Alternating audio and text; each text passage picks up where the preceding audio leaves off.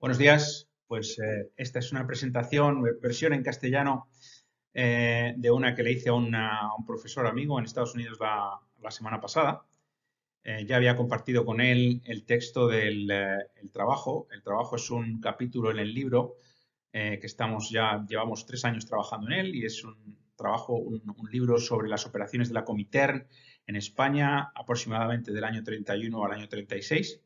Y en concreto el capítulo se refiere a las operaciones del Departamento de Publicaciones de la Comintern, lo que llamamos la Redisdat en su acrónimo ruso, y vamos a detallar un poco en qué consiste eso y cuál es el encaje de esta operativa en el Comité Ejecutivo de la Comintern en breve. Pero bueno, es un resumen de lo que es el trabajo y vamos a comentar también cuál es su encaje en el libro. ¿Vale? El título del trabajo es lo que veis ahí en inglés. Podríamos traducirlo así como una penetración ideológica amplia y concreta, que es una cita de uno de los informes de Clavego, es decir, de Ettore Quaglierini, el responsable de Redisdat en España, cuando escribía a la casa, a Moscú, en el año 35 sobre lo que estaba consiguiendo aquí en nuestro país. Bien, pues como agenda, vamos, los puntos que vamos a detallar. Al final no vamos a incluir aquí todo lo que detallamos en el trabajo, porque bueno, son 23 páginas, aproximadamente un tercio son notas, con lo cual vamos a seleccionar algunos de los temas más importantes, empezando por introducir el libro, de qué va el libro y cuál es el encaje de este capítulo en ese libro, detallar lo que era Redisdat, el acrónimo ruso que vamos a explicar brevemente, su organización y también lo que es el organigrama de Redisdat, incluido todo el equipo que tenía que ver con España. ¿Vale? Luego cogemos los 3 capítulos fundamentales de este trabajo, las 3 secciones de este capítulo, y dejo el título en inglés porque algunos de los que ven esto van a tener acceso también al trabajo, al artículo, y así podrán referenciar claramente a qué nos referimos, ¿no? Pero bueno, el primer capítulo, Setting Up Shop, es decir, cuando se establece físicamente en Barcelona, la editorial o las ediciones Europa-América, en noviembre del 31. Y pues en qué consiste la primera labor que hace Clavego, ¿no? Que hace Quaglierini aquí en España en términos de distribución, etcétera, etcétera. Luego vamos a resaltar también algunos de los temas, algunos de los detalles más importantes de la segunda sección, que tienen que ver con los aspectos positivos, ¿no? Los frutos positivos que sacó Redisdat en España de la represión post-insurrección de octubre del 34, que ellos encontraron eh, relativamente blanda y relativamente permisiva para sus operaciones. Y bueno, encontrar una serie de beneficios importantes a raíz de lo que ocurrió en octubre del 34 durante todo el año siguiente y hasta las elecciones del Frente Popular. Por último, el último capítulo, que lo titulábamos The Sky's the Limit, el cielo es el límite, porque vemos que a partir de finales de febrero del 36 la Comintern incrementa notablemente sus inversiones en publicaciones, en concreto en España, y vamos a detallar pues, toda la documentación al respecto. Se incrementa o se sube de nivel la conversación dentro de la Comintern, es decir, es una conversación a un nivel mucho más senior dentro de los ejecutivos de aquella organización. Y bueno, ponen una serie de objetivos bastante agresivos que al parecer cumplieron. ¿Vale? Terminando con una reflexión final sobre qué representa esto, qué aporta esto a la historiografía, tanto de la historiografía de la Comintern en los países europeos en los años 30 como en concreto de la Segunda República.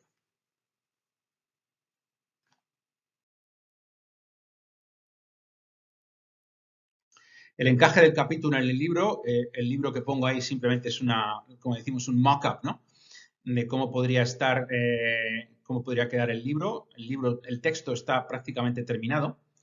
Y lo importante es entender un poco de qué va, cuál es la tesis del libro, ¿no? Y bueno, yo empiezo aquí con una cita de Stephen Kotkin, ¿no? El gran biógrafo de Stalin, profesor de historia en la Universidad de Princeton y tiene un montón de roles adicionales en think tanks y en otras organizaciones, pero él, refiriéndose al comunismo soviético, ¿vale? En España, en su volumen 2 de la biografía de Stalin, que él titula Esperando a Hitler, hace este comentario, ¿no? Y aquí estoy parafraseando, pero más o menos depende de lo que ha escrito y lo que ha investigado Paul Preston y otros.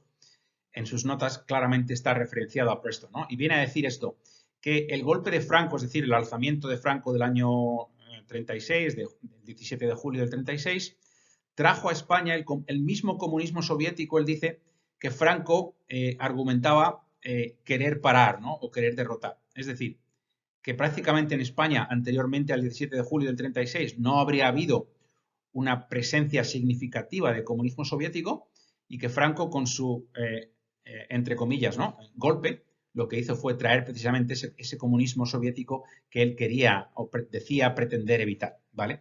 Entonces, contrariamente a esta tesis, ¿no? ampliamente conocida y muy extendida, pues yo lo que argumento en este libro es que las fuentes primarias, en este concreto, en este ejemplo concreto, sobre todo de las fuentes de los archivos de la Comintern, en el archivo de historia sociopolítica de Rusia y también los archivos británicos, por ejemplo, de National Archives, en su acrónimo TNA, lo referimos varias veces a lo largo del libro y también de este capítulo, así como otros archivos, digamos, de importancia secundaria, como pueden ser el archivo del Partido Laborista, el archivo de Historia Social de Ámsterdam, etcétera, etcétera, etcétera, confirman más bien lo contrario, ¿no? Y es decir, que la Comintern, la Internacional Comunista, la Tercera Internacional, interpretó la llegada de la República a España en abril del 31 en exactamente los mismos términos revolucionarios que aplicaba, por ejemplo, el PSOE, ¿no? El Partido Socialista Obrero Español, en su periódico El Socialista, un día después, es decir, términos de que lo que llegaba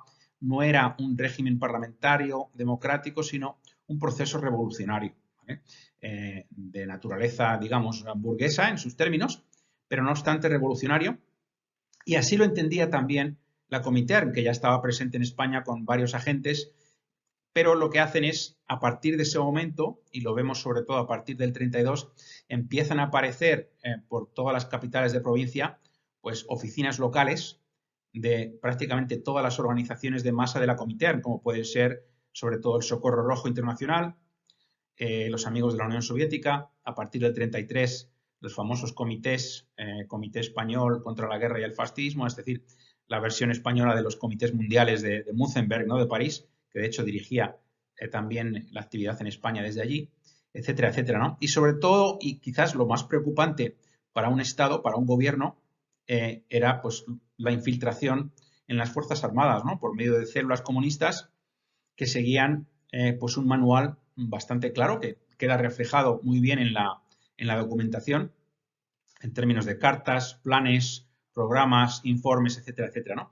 No solamente del Ejército de Tierra, sino de la Marina, y esto es un proceso que se incrementó, existía, digamos, desde el año 32, pero se incrementó y creció mucho a partir de finales del 34, a lo largo del 35 y bueno, a principios del 36 está tan extendido que en Madrid capital se organiza hasta un congreso de los líderes de estas células, ¿no? Bien, es algo que reflejamos a lo largo del libro y el encaje que tiene este capítulo pues es añade una pieza más de esa organización, de esa operativa de la Comintern, porque Redisdat, y vamos a explicar lo que es en la siguiente slide, pues era una organización más financiada, organizada con personal que aportan desde Moscú y desde París, con, ¿sabes? Como digo, inversión fuerte y una serie de directrices y de saber hacer, digamos, ¿no? De know-how, que es bastante significativo y es lo que vamos a detallar en este capítulo.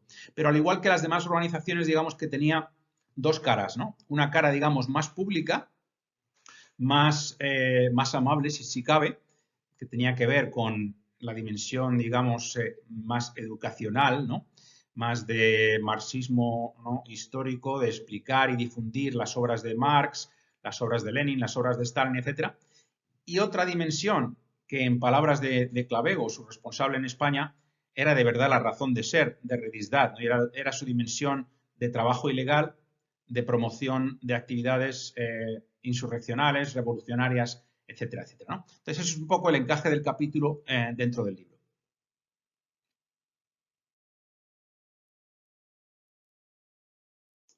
Entonces, Redisdat, como decíamos, es un acrónimo ruso, en Redakciono Izdatelski Atel. Atel es la palabra que significa departamento, y es el departamento que se dedica a, digamos, a editoriales y publicaciones, que se creó por parte de la Comintern el año 21 en el contexto del tercer congreso de la Comintern.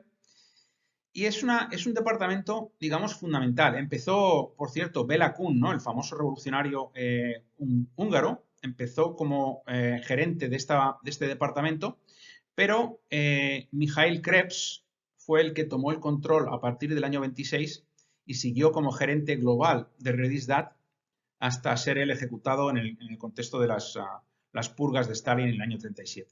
Pero es un departamento fundamental, ¿no? Porque si vemos las condiciones para la admisión en la Internacional Comunista, orientada sobre todo a los partidos socialistas europeos, ¿no? Pues la condición primera tenía que ver con agitación, propaganda, en forma de libros, libretos, publicaciones, folletos, etcétera, etcétera, ¿no? Que estuvieran muy alineados doctrinalmente con lo que decía Moscú, y Moscú estaba dispuesto a financiar, a aportar, digamos, el know-how y también el personal experto para apoyar estas operaciones en cada una de sus secciones, ¿no? La manera correcta, bajo mi punto de vista, de entender este departamento no es como un departamento más de la Comintern, sino es en realidad un holding, ¿no? Un holding empresarial que tiene su cuartel general en Moscú, pero tiene una serie de empresas que son propiedad de la Comintern y que se gestionan desde la Comintern, desde Krebs, incluso por encima de Krebs, desde Dimitrov, como por ejemplo las empresas que hay en Alemania, muy activas hasta el año 33, que llega el régimen nazi, y también otras en París, todo lo que es el Bureau de Dijon, que vamos a comentar también aquí, y en Barcelona a partir del 31 las ediciones Europa América y otras, digamos un capítulo de las ediciones que se abre también en Madrid en el 36 y muchas otras, ¿no? Pero es una red, digamos, de financiación y de gestión que aporta recursos a las nuevas empresas que se van creando. Bien.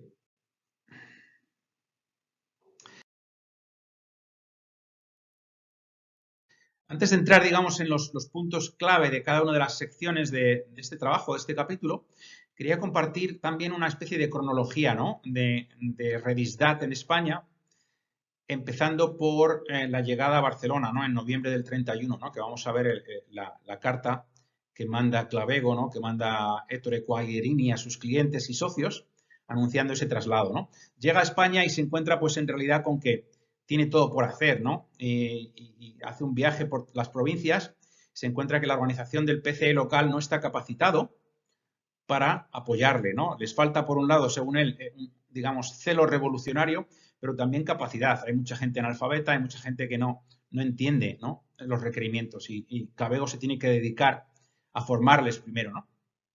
Pero bueno, a partir de 32 empieza, digamos, a desplegar una red de distribución, lo llamo aquí distribución 1.0, porque digamos, es una red de distribución preliminar que llega, digamos, a algunas de las principales empresas, a los campos donde hay muchos labradores trabajando, y depende en cierto sentido del partido, ¿no? Es el año también en el que se establece una relación directa con Zenit, la editorial Zenit, que vamos a entrar bastante en detalle sobre ella y sobre sus gestores, sobre todo Jiménez Siles y también Venceslao Roces, que trabajaba ahí como editor, ¿vale? Y eso es un logro importante para ellos. El año 33 podemos hablar de una red de distribución 2.0. Lo que quiero decir aquí es que, según las mejores prácticas de la Comintern, se había enfatizado que había que trabajar con editoriales burguesas, lo que ellos llamaban editoriales burguesas, pequeña burguesía, ¿no? Que tenía, pues, librerías, que tenía empresas afines, intelectuales que iban a apoyar con lo que es el marketing, ¿no? Y la difusión de estas doctrinas. Y es un éxito para ellos porque entre el 32 y el 33, como vamos a ver, logran un número de títulos en España, títulos publicados, que casi llega al nivel de Francia, ¿no? Que es una organización, pues, mucho más madura que la de España, ¿no?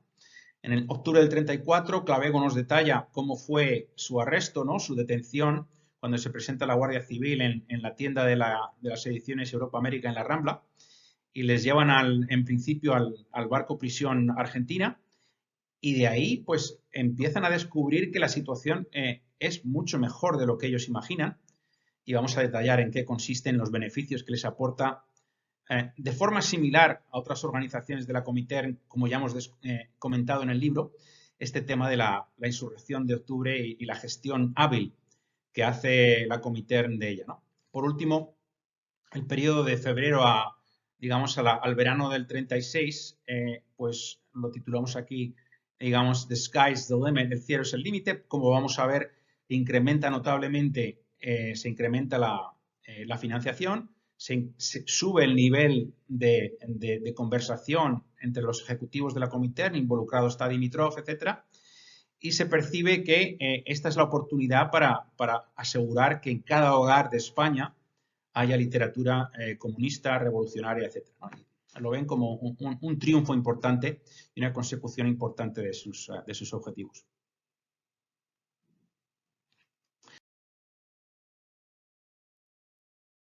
Bien, en cuanto a la organización, he elaborado aquí esta especie de organigrama y la verdad es que he empleado bastante esfuerzo, sobre todo a la hora de identificar algunos de estos nombres, porque, como sabéis, los comunistas siempre utilizan seudónimos, ¿no? Entonces, para averiguar, por ejemplo, quién es Bruno en la comunicación, desde Moscú a París, pues tienes que, ¿sabes?, leer bastantes documentos hasta que dices, oye, Bruno resulta que es Mikhail Krebs, ¿no? Es el gran jefe de Redisdat.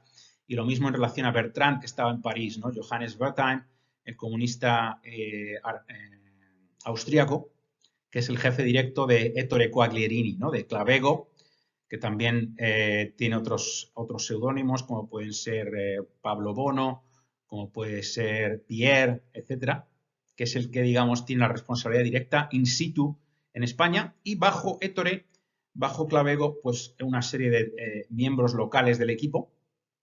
Y esto es controvertido porque incluyo aquí a Rafael Jiménez Siles, y voy a detallar en breve por qué le incluyo aquí como miembro de esta organización de Redisdat. Lo mismo a Wenceslao Roces y lo mismo a otros históricos del PCE, como pueden ser Ricardo Marín González o Rito Esteban, que habían sido miembros fundadores del PCE en el año 21, son los que vinieron de las Juventudes Socialistas, y que se les incorpora a la organización de cara a la legalidad española como inversores en esas empresas, ¿no? Y vamos a detallar todo esto un poco más tarde. Y menciono aquí en la nota que desde abril del 36, Ricardo Marín y también, entre comillas, Ernesto, el seudónimo de Felipe Muñoz Arconada, estaban en la nueva oficina de Madrid que se abre, de Ediciones Europa América, reportando también a Roces junto con Paulina Abramson, la argentina que conoció Roces en Moscú. Bueno, vamos a detallar todo ello un poco más adelante, pero valga esto como una introducción a lo que es el organigrama. Veréis que a la derecha está bajo el secretariado político del Comité Ejecutivo de la Comintern, bajo Willy Mutzenberg y Henri Barbus en París, dirigiendo los comités mundiales. Había varios formatos de esos comités, pero encaja también ahí Rafael Jiménez Siles, porque como vamos a ver, él se identifica en un documento del 32, cuando él escribe a Francia, como responsable de la facción comunista del Comité Español contra la Guerra y el Fascismo, ¿no? Es decir, la oficina española del Comité Mundial basado en París.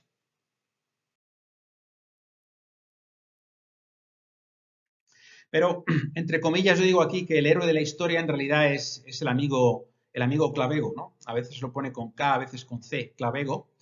Ettore Quaglierini había sido miembro fundador del Partido Comunista Italiano, tuvo un encontronazo, digamos, callejero con los fascistas de Mussolini y prácticamente le costó la vida, ¿no?, a aquel ataque. Huye a París y en su estancia en París pues viaja por Latinoamérica aprovechando el idioma, intentando establecer relaciones para la organización de publicaciones de la Comintern, y acaba en la organización parisina de Ediciones Europa América, ¿vale?, con la que él se muda a Barcelona en noviembre del 31, ¿vale? Y es siguiendo una serie de directrices, de consejos que la Comintern empieza a desarrollar en el 31 y sobre todo a partir del 32, comienzos del 33, de que hay que localizar las operaciones. Es decir, la organización de publicaciones de la Comintern tiene que ser lo más local posible, con caras locales, con contenido local, ¿vale? Entonces tiene todo el sentido del mundo irse a Barcelona, ¿no? Esta es una carta en la que, bueno, simplemente donde demuestro por qué identificamos a Clavego con Ettore Quaglierini. Mi tocayo Gustavo Bueno había hecho esa identificación de otra forma, pero no en base a estos documentos de los archivos, ¿vale? Aquí es una carta en la que Pierre escribe a un tal Ireneo en París. Ireneo le había pedido detalles sobre Clavego o sobre Ettore Quagliarini y él contesta diciendo, mira, pues Ettore Quagliarini es un ciudadano italiano de 40 años de edad. Le viene a decir, mira, si quieres más detalles, yo te los puedo aportar, pero ¿por qué no preguntas a Ercoli, ¿vale? A Palmiro Togliatti, porque, y añade él conoce muy bien a Clav, ¿no? A Clav, que es como suele firmar Clavego, es decir, Ettore Quagliarini, suele firmar de esta forma con la K y la L todos sus documentos. Pero como digo, es el héroe de la historia porque es un tío que llega a España en el 32, finales del 31, perdón, y se encuentra con que está todo por hacer, ¿no? Y tiene que él, digamos, que desarrollar todo desde cero. Y los números que él es capaz de reportar al ir pasando los años, pues son muy significativos.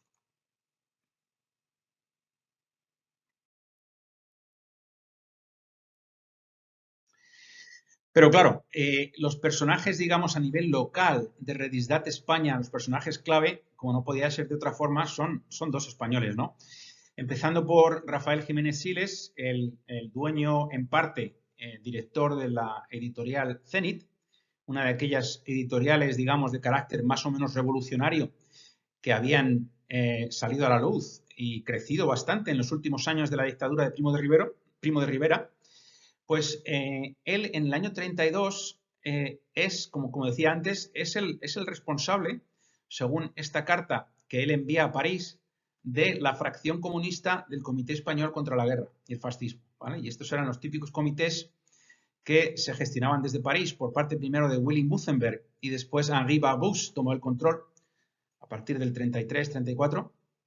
Y pues la idea era aquí, digamos, crear este concepto de que había un peligro fascista en todos los países europeos, independientemente de que lo hubiera en realidad o no. Como dijo algún ministro republicano de izquierdas en España en el año 33, ¿cómo es posible que haya un frente antifascista donde no hay fascismo, ¿no? Pero bueno, aquí lo que dice él es, reportando a París, oye, hemos logrado que los comunistas tomen el control por fin del comité, hemos logrado marginalizar a trotskistas, hemos logrado marginalizar a reformistas y bueno, pues gracias a la labor, digamos, de equipo de los comunistas dentro del comité, quiere decir representantes de los grupos de oposición sindical revolucionaria, del Socorro Rojo y de él mismo como responsable de toda la fracción. ¿Vale?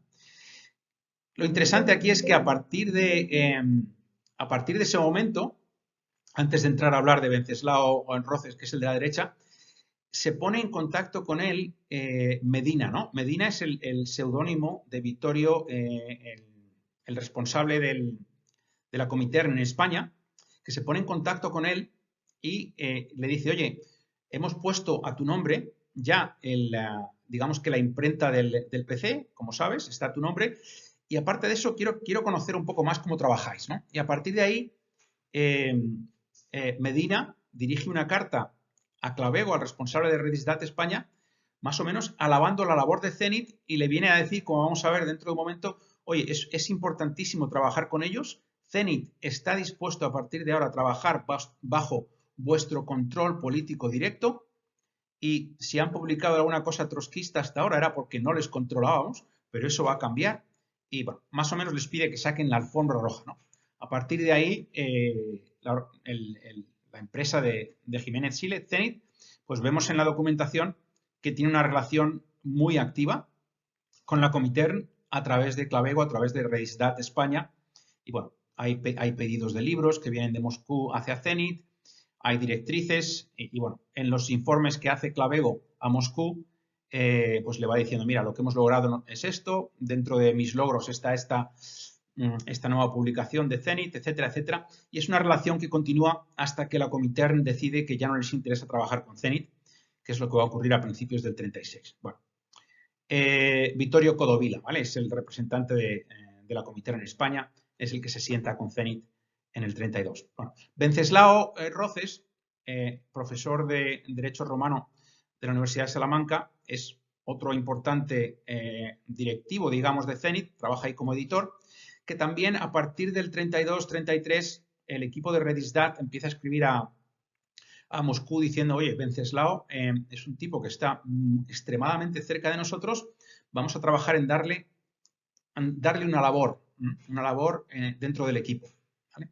Después de la insurrección armada de octubre del 34, es uno del grupo de socialistas, comunistas, anarquistas, etcétera, que huyen de España, se van a Moscú y durante su estancia en Moscú, Venceslao Roces cierra un acuerdo con la organización de Krebs, con la organización de Redisdat, para formar parte del equipo como miembro, digamos, senior, asalariado, y llega a España en abril del 36 junto con algunos de los emigrantes también que vuelven de allá, un número importante de socialistas, no solamente comunistas, y aquí en este informe de principios del 36 ya aparece como un asalariado, ¿no? Gehalter, ¿no? Los salarios, el primero es CL Clavego, ¿no? 500 pesetas, Roces otras 500 al mes, complementadas por otras 250 de otra labor dentro de Redisdat España. Ahí aparece también Lina, es decir, Paulina Abramson y otros, ¿no? Pero vamos, tanto Jiménez Siles barra la directiva de Zenit como Venceslao Roces acaban siendo pues miembros directos y de alta responsabilidad dentro de la organización de Redisdat España.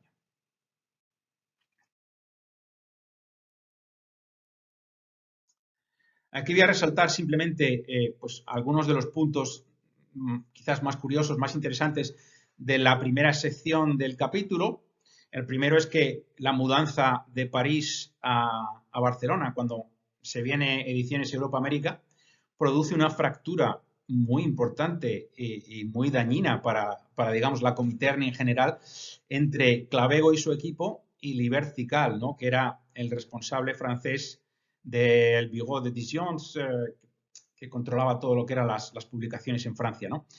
Hay un informe en el que Clavego se dirige a sus jefes, escalando este conflicto, y les viene a decir que, vamos a ver, que Libert, el confrère Lib, dice, pues es un impresentable, ¿no? Que se estaba enriqueciendo personalmente cuando estábamos en París, porque nos cobraba prácticamente lo que le apetecía por los servicios a Ediciones Europa-América, ha hecho todo lo posible por impedir la mudanza y nos ha hecho la vida imposible desde que nos hemos mudado, ¿no? Y dice, hasta nos ha mandado una petición de pago, digamos, oficializada a través de unos abogados, con lo cual nos puede abrir incluso una investigación policial aquí en España.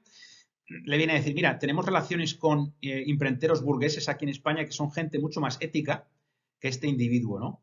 Dice, de bolchevique no tiene nada. Es decir, es un capitalista de lo peor. Y esa fractura parece que permanece en el tiempo a lo largo de los años hasta que Cical acaba marginalizado por el partido en Francia, ¿no? Entre las mejores prácticas, digamos, que la Comintern digamos, comunica a todas sus organizaciones, pues es este tema de trabajar con las imprentas burguesas, ¿no? Y bueno, contrariamente a lo que había pedido Vittorio Codovilla Medina al partido en España, les decía, mira, no insistáis en comprar una imprenta vosotros, lo más conveniente desde el punto de vista estratégico, de seguridad, desde todos los puntos de vista, es trabajar con una imprenta que ya exista, de unos burgueses, ¿vale? Que nos va a servir a nosotros, aunque nos cobren un poco más. Pero el partido en el 32 decide comprar esa imprenta de todas maneras, ¿vale? Y esto Vittorio Codovilla lo reporta a Moscú como parte de ese espíritu de rebelión del equipo de Bullejos, ¿no? Que acaban yéndose a la calle después de pasar por Moscú, ¿no? En el verano del 32. Pero bueno, este es uno de los temas importantes, ¿no? Desde que llega Vittorio Codovilla a España, él percibe que el tema de la impresión, de la edición, es un tema dificultoso. Es decir, que no quería que compraran su propia imprenta. Al final acaban haciéndolo, la ponen a nombre, como hemos dicho, de Jiménez Siles, y a partir de ahí empieza la relación también de Medina como representante de la Comintern con Jiménez Siles. Y del resto como digo aquí, del holding de la Redisdat con las empresas que hay en España y otras que hay fuera de España, ¿no? Tienen un catálogo de publicaciones que la primera versión que vemos en el 32 vemos una cierta diferencia entre los títulos que publica Ediciones Europa-América que son más de la categoría, digamos, más, entre comillas, educacional, las obras de Marx, ¿no? Las obras de Lenin, las obras de Stalin, más, entre comillas, científico también. Y luego Edella, que es otra empresa que crearon aparte, que es un acrónimo de Ediciones de Europa y América, Edella, es la que parece que publica cosas de una naturaleza más revolucionaria, más insurreccional y también de un volumen mucho más breve, ¿no? Mucho más orientado al gran público.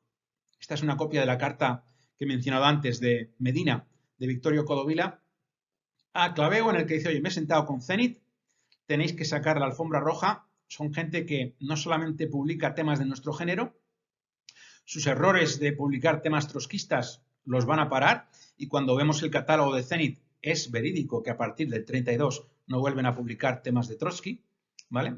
Y dice, van a estar a partir de ahora, quieren estar bajo vuestro control político, ¿no? Y les dice, oye, ustedes deben enviar una carta muy cordial, es para, en relación a una invitación a una feria en Moscú, y a partir de ahí, oye, dice, repito, ¿no? No descuiden a Zenit, que es una empresa que va a tener una importancia muy grande para nosotros a partir de ahora. En otro informe del año 33, firmado por un tal Franz, que en el capítulo yo sugiero que puede ser Otto Katz, ¿vale? El número 2, la mano derecha, digamos, de Willy Mutzenberg en París, otro que venía del Partido Comunista Alemán y que tenía experiencia tanto en finanzas como en publicaciones y además, aparte de sus muchos roles dentro de los comités de ayuda a las víctimas, etcétera, del fascismo, tenía también un rol en el Bureau de Décision, ¿vale? Y aquí nos detalla Franz las 3 empresas que se crearon por Redisdat en España en el 32 y es muy curioso porque lista la primera Ediciones Europa América, que venía de París, como sabemos, pero pone entre paréntesis Lipo, ¿vale? Después Ediciones Edella, entre paréntesis Hoym. Y esto es un tema importantísimo porque lo que hace aquí es establecer una relación con empresas de la Comintern en Alemania, ¿vale? Que hacían una labor de financiación de las nuevas startups, ¿no? Podríamos decir, ¿vale? Y cuando te sumerges, como he hecho yo, en toda la documentación de Redisdat, no solamente en España, sino también, por ejemplo, en República Checa, en Dinamarca, etcétera, etcétera, ves que Lipo, es decir, el Verlag, ¿no? Für Literatur und Politik, ¿no? La editorial de literatura y política, otra empresa de la Comintern, pues trabajaba como financiera de las nuevas empresas, por ejemplo, en República Checa, es decir, en Checoslovaquia, en Dinamarca, etcétera, ¿no? Les aportaba ya sea capital, ya sea stock sin cargos inicialmente, ya sea know-how, lo que hiciera falta, ¿no? Entonces aquí identifica Europa América, tiene una relación con Lipo, Ediciones Edella tiene una relación con Hoym, es decir, la editorial Karl Hoym, también de Alemania, controlada y financiada, propiedad de la Comintern, ¿vale? Y luego, por último, lista a los fundadores de Europa América en España, ¿no? De cara a la legalidad, de cara a los documentos que había que hacer, de cara al fisco, etcétera. Aparecían como inversores fundadores Ricardo Marín González, es decir, lo he mencionado antes, miembro fundador del PCE, que venía de las Juventudes Socialistas, etcétera. Antonio Buendía Aragón, otro histórico del PCE, Pedro Bono Piombo, es decir, Clavego mismo, ¿eh?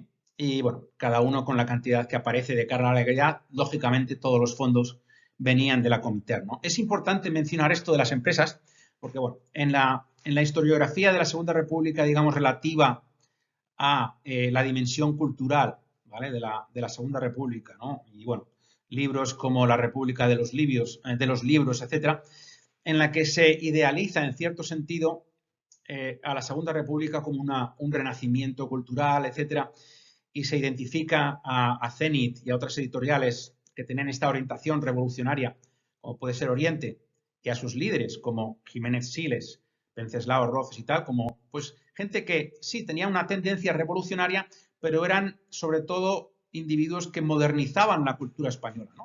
Y se pone como ejemplo pues las relaciones que entablaron, los partnerships, digamos, que entablaron con grandes empresas europeas y tal, como Lipo. Es decir, faltan algunas piezas para poder interpretar correctamente esos datos. Y en realidad esta relación no era una relación más que con empresas que controlaba la Comintern y que eran una pieza clave de su organización a nivel europeo y también en España. Bueno.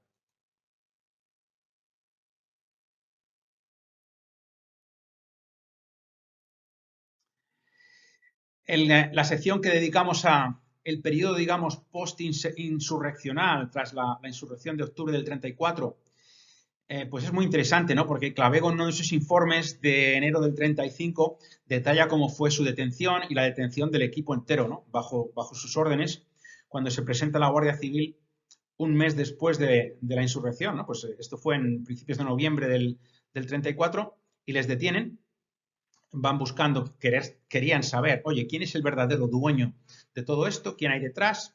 ¿Cuál es el contenido de estos libros? ¿En qué medida, pues, son parte de todo lo que ha traído esta insurrección, ¿no? a España? ¿Qué están promoviendo y quién está detrás? Bueno, acaban primero en unas celdas temporales y luego también en el barco prisión argentina, ¿no? Que es el que vemos en esta foto, del que se ve la proa, es el que está detrás, ¿vale? Pero eran barcos prisión que continuaron en tal misión, digamos, durante la guerra civil también por parte del gobierno republicano en este caso. Pero bueno, les ponen ahí y Clavego nos cuenta pues que fue una experiencia en general positiva, ¿vale? Porque ellos esperaban, digamos, una represión brutal por parte del gobierno tras esta insurrección, ¿no? Que causó más de 3.000 muertos, pero en realidad primero se encuentran que en el barco tienen una audiencia cautiva de, pues, de anarquistas, de gente de Esquerra Republicana de Cataluña, de gente de la UGT y tal, que dice Clavego, ¿no? Nos escuchaban con un interés que bordeaba en el entusiasmo, ¿no? Y hay un debate, digamos, en este informe entre Clavego, por un lado, que reporta cómo fue su detención y tal, y Bertrand, ¿no? Bertrand es su jefe, digamos, a nivel regional en Francia. Y Bertrand yo creo que le preocupa el tema de la represión, ¿no? Yo creo que él asumía que iba a haber una represión aquí en España estilo finlandés, ¿no? Tras la guerra civil, en la que, bueno, se ejecutó, o a veces sumariamente, a muchos miles de comunistas, socialistas, etcétera. Pues bien, Clavego le dice, no es así en absoluto, ¿no? Para empezar, nuestra detención ha sido positiva y además hemos salido de la cárcel relativamente rápido, ¿no? Porque el comité militar, dirigido, digamos que el tribunal militar, dirigido por un comandante de artillería, les viene a decir, oye, yo he leído absolutamente todos vuestros libros y no encuentro ni una sola línea que esté fuera de la ley. ¿Vale? Con lo cual, se declara, digamos, la legalidad más absoluta de Ediciones Europa-América en Barcelona y es un tema que resalta Clavego, ¿no? Dice, oye, esto es fantástico porque a partir de ahora tenemos los ojos de la administración, del gobierno, de la policía puestos en nuestra, digamos, nuestra fachada legal y gracias a esto nuestra operativa ilegal, que es en verdad nuestra razón de ser como organización de la Comitera en España, pues puede continuar y podemos empezar a publicar de nuevo. Él resalta, estamos publicando de nuevo este folleto de la huelga a la insurrección, Lenin militante ilegal, etcétera, etcétera, ¿no? Gracias a esta percepción de legalidad que tenemos, gracias a la insurrección y gracias al juicio que ha habido, que ha resultado, la conclusión es a nuestro favor, ¿no? Se encuentra también que hay una colaboración gracias a la insurrección y gracias pues, al control tan eficaz, como hemos visto en otros capítulos, que hacen los comunistas del relato, ¿no? El relato de la insurrección, ellos habían llegado tarde, había habido un debate largo de, oye, entramos, no entramos en las alianzas obreras, lo queremos de esta forma, los socialistas que ya estaban muy avanzados con la preparativa, con el acopio de armas, etcétera, no quieren, al final entran, pero al final son los comunistas los que logran controlar ese relato, ¿no? Y presentarse ellos, pues si no como los artífices, desde luego como los líderes de todo, ¿no? Y él comenta que tras la insurrección ha encontrado una colaboración de los socialistas que era desconocida para él antes, ¿no? Comento en el trabajo, por ejemplo, pues un pequeño artículo en la revista, en el periódico de la Juventud Socialista en Renovación, en el que introducen a Ediciones Europa América y dicen, bueno, por fin hay una editorial que publica los libros y los folletos que todos queremos leer, pero lo hace a precios populares, ¿no? Altamente recomendados, ¿no? Bueno, es un tema, la colaboración socialista que comenta Clavego, ¿no? Y gracias a esto, pues hay un aumento notable de volumen, en el volumen de títulos. Llegan a principios del 35 a 140 y tantos títulos en 9 meses y luego a partir del verano 200.000 y pico copias de materiales relativos al séptimo congreso de la Comité que tenía lugar en Moscú en julio y agosto del 35 y al que asisten pues un número nada despreciable de españoles, ¿no? tanto socialistas como observadores, como comunistas y gente sin partido.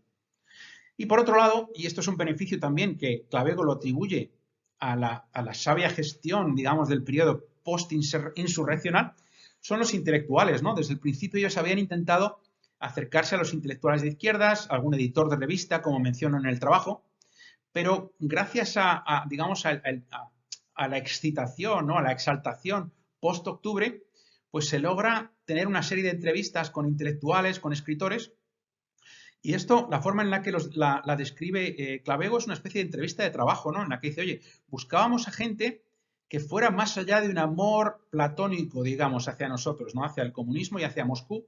Queríamos gente verdaderamente comprometida y lo que hicimos fue, pues hay que darles un salario, porque lo que queremos es controlar su trabajo, ¿no? Poder gestionarles de una manera detallada. Es decir, no es un compromiso a nivel, ¿sabes?, emocional, sino un compromiso firme que nosotros podamos gestionar y decirles más o menos por dónde hay que ir. Y esto es lo que consiguen con toda una serie de lista de intelectuales, los nombres típicos que ya se conocían en España porque habían estado en la prensa, como miembros fundadores del Socorro Rojo, miembros fundadores de los Amigos de la Unión Soviética, desde luego del Comité Español contra la Guerra y el Fascismo, es decir, todo organizaciones de masa que, como detallamos en el libro en otros capítulos, pues se gestionaban, se financiaban, se dirigían directamente por la Comité, ¿vale? A pesar de lo que pudiera indicar su fachada externa.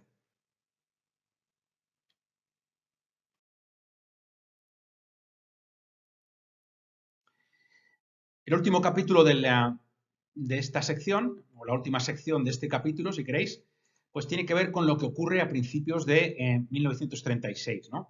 Este documento que veis aquí no está sacado de los ficheros del GASPI, es decir, del archivo de historia sociopolítica rusa de Moscú, donde está incluido todo lo relativo a la Comiter, toda la documentación, informes, correspondencia, etcétera, sino que viene de aquel programa que tenían en la inteligencia británica de monitorización de las comunicaciones entre la Comintern y sus secciones en algunos países europeos, ¿no? Y, por ejemplo, monitorizaban la comunicación entre Madrid y Moscú y viceversa, también entre París y Moscú y viceversa, y también, lógicamente, todo lo que tocaba con el Reino Unido, que también les preocupaba. Entonces, esta es una comunicación entre Moscú y España que dirige Krebs, ¿no? Dirige Bruno, entre comillas, a Vittorio Codovilla, es decir, a Medina, como veis aquí, Medida es un error, y a Clavego, es decir, a Ettore Clarini, ¿no? Y les dice, fechada 5 de marzo del 36, es decir, muy poco después de las elecciones, a la luz de las posibilidades legales, es imperativo que inmediatamente se incrementen las publicaciones, debéis de publicar de inmediato todos los títulos que ya habéis publicado, hay que acelerar la creación de una nueva literatura muy orientada a España, hay que desarrollar la circulación de todos estos volúmenes, digamos, de la manera más amplia posible, y el objetivo aquí es asegurarnos que en cada hogar español, en cada fábrica, en cada rincón del país haya algún folleto o algún libro de nuestra literatura revolucionaria, comunista, etcétera, etcétera. Y cuando vemos los detalles del informe, vemos pues que efectivamente eso es exactamente lo que lograron en términos de volumen, ¿no?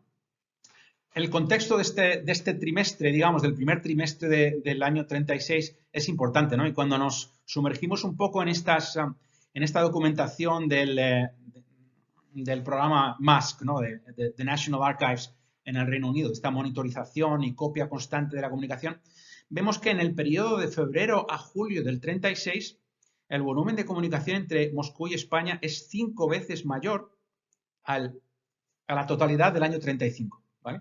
Entonces, había una intensificación muy fuerte, sobre todo en el contexto de, por un lado, la campaña del Frente Popular, en la que hay varias comunicaciones entre la sección española de la Comintern y Moscú diciendo, oye, a ver, esos fondos para la campaña del Frente Popular tienen que llegar, llegan en parte, otra parte llega tarde, pero lógicamente el que financia también dirige, ¿no? Y desde Moscú les dicen, oye, tenéis que decirles a todos los votantes que tienen que votar en bloque por todos los candidatos del Frente Popular, ¿no? Si no, prácticamente están tirando la papeleta y favorecen al fascismo, ¿no? Bueno. Por otro lado, como he dicho anteriormente también, la conversación, y esto lo vemos en los documentos del archivo de la Comintern, digamos que suben de nivel, ¿no? Si antes los informes y las cartas y notificaciones estaban sobre todo entre Bertrand, ¿no? El responsable, digamos, regional, y Clavego en Barcelona, ahora vemos documentación sobre todo orientada a aprobar la financiación entre Krebs, es decir, Mikhail Krebs, el jefe global de Redisdat, y Dimitrov, ¿no? Que dice, estimado camarada Dimitrov, necesito que me apruebes este presupuesto, ¿vale? Y necesito que me apruebes 228.000 pesetas, de eso 75.000 tienen que salir ya, para conseguir imprimir y distribuir 5 millones de copias de nuestra literatura revolucionaria en España, ¿no? El momento es idóneo para ello. Y bueno, aquí simplemente añado un comentario que si había 24 millones de habitantes en España, el 75% más o menos sabían leer y escribir, pues oye, equivale a, literalmente a un folleto o un libro en cada hogar español donde hubiera alguien capaz de leerlo, ¿no? También Bertrand, por primera vez, se traslada a Madrid durante un periodo de semanas como mínimo para gestionar in situ una reorganización del equipo, ¿no? Porque la oportunidad es tan importante que merece la pena, ¿sabes?, redireccionar un poco la orientación y también traer gente nueva, ¿no? Viene Roces, como hemos dicho, vuelve de Moscú en abril y vuelve ya como miembro asalariado y además como un personaje absolutamente clave, ¿no? En su informe, Bertrand lo que viene a decir no me parece justo, sinceramente, a la luz de lo que había conseguido Clavego, pero dice, bueno, Clavego es un buenazo, ¿no? Es un tío que ha conseguido ciertas cosas, pero es muy blando, ¿vale? Y resulta que Roces es el tipo que es capaz de gestionar a este equipo. Si queremos que se consiga algo sí o sí, pues depende de que Roces implemente el plan, ¿no? Y al final le ponen un poco como responsable de la oficina en Madrid, con una serie de personajes, digamos, a su cargo, bajo su dirección directa, ¿no? Luego detallo también en este capítulo lo que podemos llamar aquí el lío Mutzenberg, ¿no?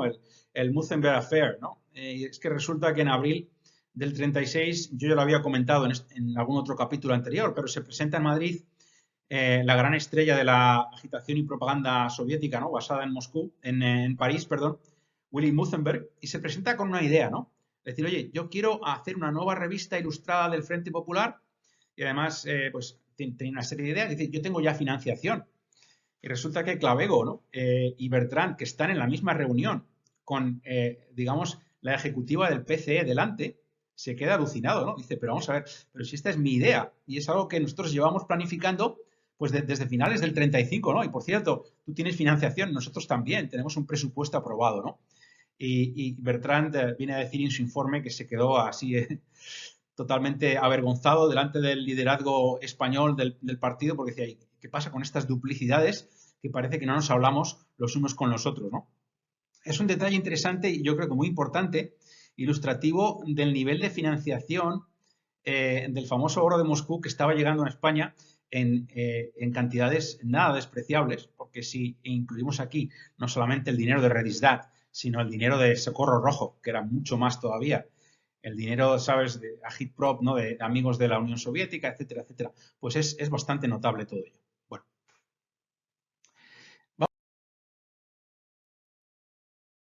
a ir concluyendo, ¿no? Y yo creo que lo importante aquí es resumir qué es lo que aporta esta investigación, tanto de este capítulo como del resto del libro, ¿no? Como una investigación basada en fuentes primarias, qué es lo que aporta a la historiografía tanto de la Comintern y sus secciones europeas como de la Segunda República, ¿no? Y yo creo que el primer tema, pues lo hemos ido sugiriendo, ¿no?, a lo largo de esta presentación. Es decir, justo igual que el resto de la Comintern, que el resto de las organizaciones de la Comintern en España, Redisdat es fundamentalmente una operativa ilegal, ¿no?, y disolutora de los estados capitalistas que promueve la revolución y la insurrección, ¿no? Clavego lo deja muy claro. Dice, mira, nuestro raison d'être, ¿no?, nuestra razón de ser en España, igual que en cualquier parte, es la operativa ilegal, ¿no? Es decir, es promover la revolución, la insurrección, etcétera, etcétera. Y qué conveniente es que a partir de ahora la policía está con sus ojos fijos en la parte legal, lo cual, pues prácticamente nos están dejando trabajar, ¿vale? Otro punto importante, y es algo que he resaltado a lo largo del libro también, se produce un efecto de red, ¿no? En el mundo anglosajón de la empresa en temas de tecnología lo llamamos esto el network effect, ¿vale? Y esto quiere decir que en una red de elementos conectados entre ellos y interoperativos, el valor de la red es muy superior al valor de todos los elementos sumados entre ellos a nivel individual. ¿Por qué? Porque la red aporta valor, ¿no? La interconexión y la colaboración tienen un valor en sí mismo, ¿no? Que no tienen las piezas, digamos, individuales. Esto lo vemos claramente en Redisdat, pues en la colaboración que hay entre el partido y Redisdat, sobre todo a partir del 34 o 35, también con el Socorro Rojo, que es otra pieza, en el que, y también a través del comité, de los intelectuales y tal. Todos trabajan para un mismo fin y trabajan en colaboración, pero en entornos distintos, ¿no? Cada uno aprovechando sus contactos, sus activos, sus recursos, etcétera, etcétera, ¿no? El tema del oro de Moscú, pues lo acabo de comentar y yo creo que el detalle de cuando aparece Mutzenberg aquí, dice, no, yo ya lo tengo financiado, y le contestan, pero si es que nosotros también, y nos está robando la idea, ¿no? Querían una publicación siguiendo el ejemplo del diario ABC, ¿no? Uno de sus peores enemigos, el diario monárquico, ¿no? Que tenía las grapas en el medio, se abría así a la mitad, más pequeñito, ilustrado, etcétera, etcétera. Bueno. Luego otro tema importante, ¿no? Porque en estos temas, hablando de la Comiter en España, ¿no? Es importante también ver el contexto europeo, ¿no? Y vemos que a mediados del año 35, no solamente europeo, sino global, pues tenemos al embajador americano William Bullitt en Moscú, que debe tener algún acceso indirecto, ¿no? A lo que se está tratando en el Congreso en el 7º Congreso de la Comiter, y escribe a su gobierno que lo que se está tratando aquí, incluidos los visitantes que vienen de los Estados Unidos, ¿no? Como sección americana de la Comiter, es una violación directa de los pactos de no interferencia, ¿no? Que tenemos para poder tener una relación, digamos, diplomática con la Unión Soviética, ¿no? Nos han prometido que no iban a interferir, ¿no? Que no iban a seguir, digamos, infiltrándose, que si en los sindicatos, que si en las organizaciones culturales, pues el Congreso de la Comiter demuestra que lo siguen haciendo, ¿no? Y es algo a tomar en cuenta. Yo creo que el presidente americano todavía no fue capaz de entenderlo, ¿no? El gobierno francés, por otro lado, también en el año 35 sabemos que firma aquel acuerdo de apoyo mutuo en un escenario de guerra con la Unión Soviética. Era un acuerdo light, es un acuerdo que, digamos, que no tenía dientes porque no había una dimensión, digamos, militar ni un compromiso militar de ningún tipo. Pero el gobierno francés, en el año 35 y en el 36, cuando se trataba de ampliar ese acuerdo, siempre insistió, oye, esto es a condición de que, queridos comunistas, queridos soviéticos, interrumpáis esta actividad que tenéis en Francia constante de promover la insurrección, la revolución y sobre todo en nuestras Fuerzas Armadas que estamos monitorizando y sabemos exactamente lo que estáis haciendo, ¿no? Bien, pues es curioso que en el año 35 el primer ministro, ¿no? El presidente del Consejo de Ministros, Leroux, ¿no? Alejandro Lerroux, también se sienta con sus ministros y llega a una conclusión similar, ¿no? Y esto está sacado de la prensa, ¿no? De la hemeroteca, pero les dice, oye, estamos observando que sí, está ahí este congreso en Moscú este verano pasado y lo que están promoviendo ahí es un peligro, ¿no? Venimos a lo largo del último año monitorizando las actividades comunistas y dice, entre comillas, literalmente, estas actividades comunistas en su propaganda antisocial, es decir, se refiere específicamente a la propaganda, a los libros, a los folletos, etcétera, constituyen un verdadero peligro, ¿no? El énfasis aquí es mío, ¿no? Todos estos temas, todos estos ejemplos enfatizan pues un tema que menciono en la introducción al libro, ¿no? Y es que la política exterior soviética de esos años, ¿no? De esos años 30, se caracteriza por la dualidad. Es decir, necesitaba la Unión Soviética tener relaciones comerciales, relaciones diplomáticas con los países europeos y con países de otros entornos, pero no existe, digamos, este concepto que se ha querido demostrar que existía, ¿no? Había un intento, digamos, legítimo y sincero de promover una seguridad colectiva, porque, claro, cuando llega Hitler al poder, a la Unión Soviética le preocupa enormemente esto, y quieren unir a todos los países, digamos, occidentales, burgueses, y de repente hacerse semidemocráticos ellos, ¿no? La Unión Soviética. Esto no es cierto porque, como mencioné en la introducción, siempre, digamos, que Stalin nunca dejó de perseguir relaciones comerciales, diplomáticas, incluido también militares, con la Alemania nazi. Esto es un hecho histórico. Y por otro lado, como dice Stephen Kotkin, con quien me he tenido algún intercambio de emails interesantes este último año, y esto lo dice él en una charla que ha dado hace un par de semanas, dice, lo que caracteriza la política exterior soviética en los años 30 es esta frase, ¿no? Es decir, queremos tener relaciones diplomáticas con vosotros, pero también queremos apuñalaros en la cara, ¿no? Y no solamente por la espalda. Es decir, esto es lo que caracteriza, dice Stephen Kotkin de Princeton, no solamente la política exterior soviética bajo Lenin, sino que también sobre Stalin. Lo que digo yo en mi libro, y lo argumento capítulo por capítulo, tratando temas relativos a actividades y operativas de la Comintern en distintos entornos. El militar es uno de los capítulos en el que comparo la operativa en Francia y la operativa en España, siguiendo un mismo modelo. Otro es el tema cultural, el tema en relativo a la creación de esta plataforma del Frente Popular. Otro es el tema de la infiltración en la OGT a través de estos grupos de oposición revolucionaria. Y otro tema es este, que como hemos visto, no solamente por parte del gobierno de Lerroux, sino también por parte de otros gobiernos, digamos que esta propaganda insurreccional financiada directamente de Moscú, en muchas ocasiones con personal soviético, se consideraba, como dicen los americanos, ¿no? A clear and present danger, ¿no? Es decir, un peligro para la seguridad nacional de todos los países, ¿no? Por último, antes de terminar, yo creo que es necesario, en el contexto del entorno cultural, ¿no? En la España de la Segunda República, empezar a disipar un poco, ¿no? Una cierta niebla, ¿no? Niebla de la memoria republicana, digo yo aquí, ¿no? Porque se quiere hacer a veces pensar que la Segunda República fue una especie de renacimiento cultural en España, ignorando que los años 20 fueron los que vieron un mayor crecimiento en alfabetización, en creación de empresas editoriales, incluidas las que buscaban la revolución, ¿no? En ese último periodo de la dictadura de Primo de Rivera, y también en el número de libros, ¿no? Pero a pesar de eso se quiere hacer que la Segunda República era una especie de edad de oro, de edad de plata de la cultura, y figuras clave de ella, lógicamente, eran los que dirigían estas editoriales que sí que se reconoce, tenían un carácter, digamos, progresista, ¿no? Revolucionario y tal y cual, entre los que estaban, lógicamente, Jiménez Siles, la gente de Zenit, Roces, también otras personas que lideraban otras editoriales, como por ejemplo Oriente, etcétera, etcétera. Pero se insiste mucho en que, desde luego, no estaban controladas por el comunismo, promovían una especie de modernización de la cultura y como ejemplo se pone pues la relación que tenían como empresas del ámbito europeo, se dice, entre las que se menciona, por ejemplo, a Lipo, ¿no? Que como hemos visto es una empresa íntegramente unida a todo el organigrama de la Redisdat en España y en el resto de Europa. Bueno, pues espero que haya sido interesante. Yo siempre doy la bienvenida a cualquier comentario que se me quiera hacer. Muchísimas gracias.